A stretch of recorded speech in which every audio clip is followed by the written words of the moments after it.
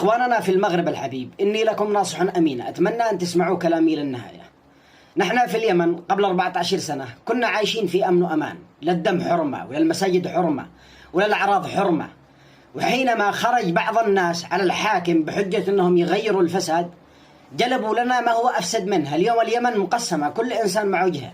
اليوم أرخص حاجة الدم اليمني، الأعراض مباحة، المساجد تفجر، الطائفية منتشرة بكل مكان. لذلك لا تكونوا أنتم معول هدم لبلادكم. احنا نستغرب من هذه الشعوب، المفروض هذه الشعوب تتعظ من الشعوب الأخرى دي خرجت على حكامها، بحيث انها يعني العدو ما يجد اي ثغرة انه يخرب هذه البلاد او يجعلها مقسمة او يفتن بين اهلها او مع اي دولة مجاورة.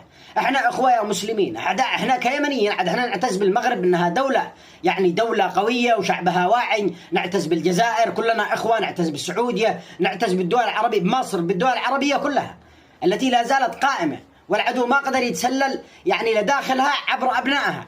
فلا تكونوا انتم معول هدم. هذه نصيحة والزمن بيكتب. المكان اللي بتروحوا له اليوم هذه احنا راجعين منه من قبل 14 سنة. اليوم اليمن منتهية تماما، وهم خرجوا على أساس أنهم يغيروا الفساد، وما كانش فيه فساد نهائيا.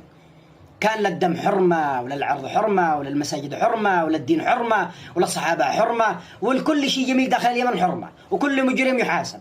اليوم نحن المجرمين يطلقون في الشوارع ضد المواطنين، تفجر البيوت على رؤوس ساكنيها، تنشر العقيدة ذي تكفير صحابة النبي محمد صلى الله عليه وآله وسلم، يعني خراب دنيا ودين. لذلك منهج السلف حفاظ على أبناء الإسلام وليس حبا في الحكام. هذا يعني حفاظا على بلادكم، أمنكم وأمانكم. بلاد المغرب ما يحق الناس بس هؤلاء ذي خرجوا، وأنا أدري أنهم واعيين وبيتقبلوا النص تماما، وبيبصروا الشواهد وبيبصروا حولهم وينظروا بأفق، ما ينظروا بشيء ضيق، بشعارات هزيلة، شعارات قد ربما أنه يصنعها عدو المغرب نفسه مشان يخرج أبناء المغرب يحتكوا مع الدولة ذي، تقضي حاجات كل المغربيين بكل مكان ويعطلوا أمور الدولة إلى أن يتم سفك الدم. وإذا سفك الدم يبدأ يشتعل النار والعدو يستغل هذا الوضع. فالله الله بالمغرب الحبيب، الله الله بالجزائر، كلنا أخوة، كلنا مسلمين. وهيهات